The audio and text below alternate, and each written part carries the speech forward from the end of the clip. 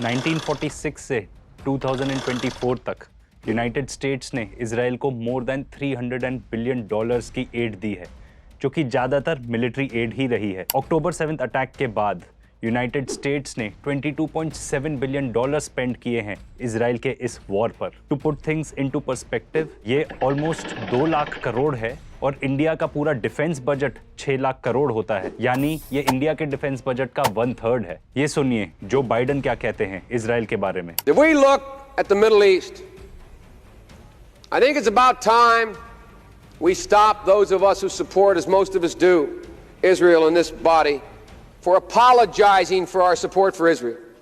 There's no apology to be made. None. It is the best $3 billion investment we make. Were there not an Israel, the United States of America would have to invent an Israel to protect her interest in the region.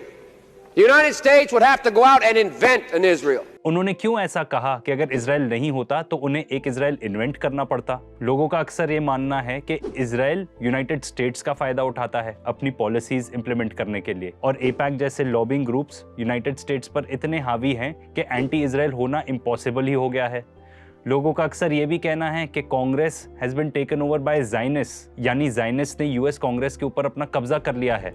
हालांकि ये बातें भी सच हैं, पर इस पे एक दूसरी साइड ऑफ द स्टोरी है जो आज हम डिस्कस करेंगे। नोम चॉम्स्की, जो कि एक रिनाउंड प्रोफेसर हैं, सुनिए वो क्या कहते हैं यूएस इजराइल रिलेशनशिप के बारे में। वो ये बताते हैं यूरोप इजराइल को इसलिए सपोर्ट करता है क्योंकि ये पार्ट ऑफ कॉलोनाइजेशन है। जैसे कि यूरोप सिविलाइजेशन ने कॉलोनाइज किया यूनाइटेड स्टेट्स ऑफ अमेरिका, वहाँ पे ओरिजिनल इंडियंस रहते थे। उन्होंने कनाडा कॉलोनाइज किया, उन्होंने ऑस्ट्रेलिया न्यूजीलैंड कॉलोनाइज किया। इसी तरह इजराइल लास्ट स्टेज है उस कॉलोनाइजेशन का, इसीलिए यूरोप और पूरा वेस्टर्न वर्ल्ड इजराइल को इतना सपोर्ट करता है। चॉम्स्की ये भी बताते हैं कि अगर आप डिक्लासिफाइड डॉक्यूमेंट्स को देखेंगे तो उसमें ये पाएंगे कि यूनाइटेड स्टेट्स आर्मी के जो चीफ्स ऑफ स्टाफ हैं, उनका ये सोचना था कि टर्की के बाद इजराइल ही सेकंड बिगेस्ट मिलिट्री फोर्स है। तो ये एक बहुत ही बड़ा एसेट है। इजराइल एक बहुत ही स्ट्रेटेजिक लोकेशन पे है यूनाइटेड स्टेट्स मिलिट्री बेस के लिए। इसका मतलब ये हुआ कि इजराइल कॉलोनियल एक्सटेंशन है वेस्टर्न वर्ल्ड का, साथ ही साथ उसमें बहुत ही स्ट्रेटेजिक पोटेंशियल है एक मिलिट्री बेस के लिए। आइए सुनिए अलेक्जेंडर हेग, जो कि एक फॉर्मर सेक्रेटरी ऑफ स्टेट यानी कि फॉरेन मिनिस्टर है यूनाइटेड स्टेट्स ऑफ अमेरिका के, उन्होंने इजराइल को कैसे डिस्क्राइब किया। Israel is the largest American aircraft carrier in the world that can not be sunk, does not carry even one American soldier and is located in a critical region for American national security. Sorry Israelis, पर ये हमारा नहीं, ये Americans का सोचना है कि Israel एक अनसिंकेबल एयरक्राफ्ट कैरियर है। और हम अमेरिकन्स के बारे में क्या जानते हैं? Americans love military bases. America के पास 750 मिलिट्री बेसिस हैं इन 80 कंट्रीज। ये किसी भी और देश से सबसे ज्यादा है। इजराइल एक ही इकलौता देश है outside of NATO and south Korea जहां पे यूएस खुद अपना एम्यूनिशन रखता है। यूएस और इजराइल के बीच में इतनी लेवल तक अंडरस्टैंडिंग है कि स्टॉकपाइल्स इजराइल चाहे तब भी यूज कर सकता है, जैसे कि हुआ अक्टूबर 7 के बाद। एक और मिसअंडरस्टैंडिंग जो लोगों को है और जो हमारे बहुत सारे इंडिया में जियोपॉलिटिकल एक्सपर्ट्स भी बताते हैं कि इजराइल ने सारे वॉर अरब कंट्रीज के अगेंस्ट खुद ही लड़े और खुद ही जीते। ये सरासर झूठ है। हमेशा और हमेशा इजराइल के पास अमेरिकन एम्पायर का सपोर्ट रहा है। अगर इजराइल के पास अमेरिकन एम्पायर का सपोर्ट नहीं होता तो वो कब का कोलैप्स कर गए होते। 1973 के वॉर में इजराइल ऑलमोस्ट हार चुका था, ऑलमोस्ट कोलैप्स के वर्ज पे था। ये तब हुआ जब इजिप्ट, सीरिया और उनके अरब एलाइज ने एक सरप्राइज अटैक लॉन्च किया। तब इजराइल को बचाने के लिए अमेरिका ने ऑपरेशन निकल ग्रास के थ्रू वहां पे 22,000 टन ऑफ मिलिट्री इक्विपमेंट पहुंचाया। जैसा कि हेनरी किसिंजर, जो कि फॉर्मर फॉरेन मिनिस्टर रहे हैं अमेरिका के, वो बताते हैं कि कैसे 1973 में यूएस ने सपोर्ट किया इजराइल को, और अगर नहीं करते तो इजराइल तो कोलैप्स ही हो गया था। और वो क्यों करना चाहते थे ये? ताकि अरब्स को वो डिफीट कर सके और उनको सबक सिखा सके कि वो सोवियट्स पर रिलाई नहीं कर सकते। असलियत तो ये है कि वेस्टर्न वर्ल्ड को, अमेरिका को, यूरोप को अपना शक्ति प्रदर्शन करने के लिए रीजन में, वेस्टर्न एशिया रीजन में अपना एक अटैक डॉग चाहिए। और ये जो अटैक डॉग वाली बात है वो हम नहीं कह रहे, वो कह रहे हैं यूएस आर्मी के retired colonel Wilkerson. The reason Israel can do what it's doing. Israel is our attack dog. They're our attack dog in Lebanon, in Gaza. They will be our attack dog in Jordan and in Egypt when the time comes to do that. And they're our attack dog in Syria that is kind of doing what it wants to do.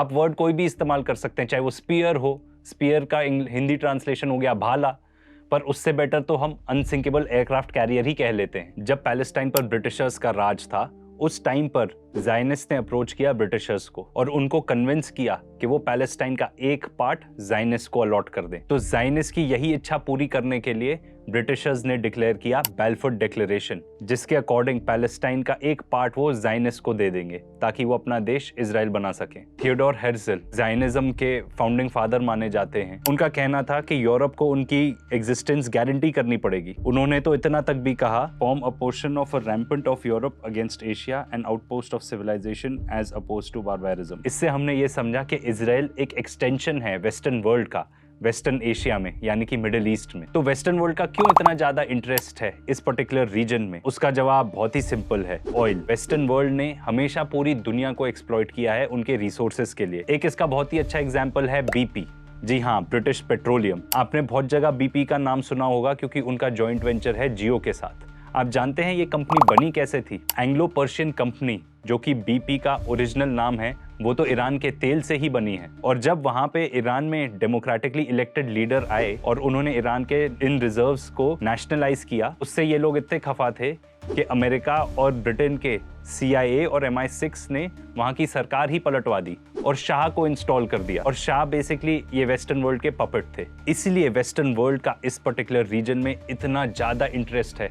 और आज के date में तो खास तौर पे जब ये वेस्टर्न वर्ल्ड इतना ज़्यादा डेप्थ में डूबा हुआ है, इतने ज़्यादा कर्जे में डूबा हुआ है, उनको और रिसोर्सेज चाहिए बाकी पूरे दुनिया के एक्सप्लॉइट करने के लिए ताकि वो फिर से अपना खजाना भर सकें। और इनफैक्ट ये इंटरेस्ट कोई रिसेंट नहीं है, ये बहुत पुराना है। नकबा के दौरान जब ज़ायनिस्ट पैलेस्टीनियन विलेजेस को तबाह कर रहे थे, लूट रहे थे, तब भी यूनाइटेड स्टेट्स में जितने भी टॉप एरिस्टोक्रेट्स थे उनकी हमेशा से बहुत क्लोज नजर थी क्योंकि हमेशा उनका इंटरेस्ट था ऑयल में। सीरिया वॉर के पीछे भी एक मेजर रीजन था ऑयल, जैसा डोनाल्ड ट्रंप हमें खुद बताते हैं। We want to worry about our things.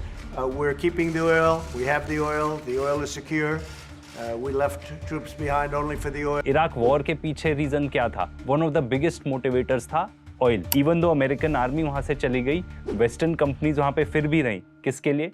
Oil के लिए। अगर आप और गहरी नज़र से देखेंगे तो आप ये पाएंगे कि BP, ब्रिटिश पेट्रोलियम को Israeli government already natural gas exploration के लिए लाइसेंसेस दे चुकी है, जो कि है ऑक्यूपाइड पैलेस्टाइन में। एक हाथ से दे, एक हाथ से ले। इसके अलावा BP उनको पूरा फ्यूल देता है जो इजराइल को रिक्वायर्ड है अपना मैसेकर कंटिन्यू करने के लिए। और ये पूरा ऑयल आता है बाकू से, जिसमें BP का मेजॉरिटी शेयर है। तो अब हम जानते हैं कि US इजराइल को क्यों सपोर्ट करता है। वो इसलिए नहीं सपोर्ट करता because it is the only democracy in the middle east. वो इसलिए नहीं सपोर्ट करता क्योंकि ज्यूज पूरी अमेरिकन इकोनॉमी को कंट्रोल करते हैं। वो इसलिए सपोर्ट करते हैं क्योंकि उनके इकोनॉमिक बेनिफिट्स हैं, पैसे के बेनिफिट्स हैं, जैसे कि ऑयल। तो असलियत तो ये है कि हम एक दुनिया में जीते हैं जहाँ पे अमेरिकन एम्पायर सबसे बड़ी एम्पायर है और वो पूरे दुनिया को डोमिनेट करना चाहती है, पूरे दुनिया का थानेदार बना रहना चाहती है। और इजराइल उसका अटैक डॉग है जो उसे हेल्प करता है ये सब करने में।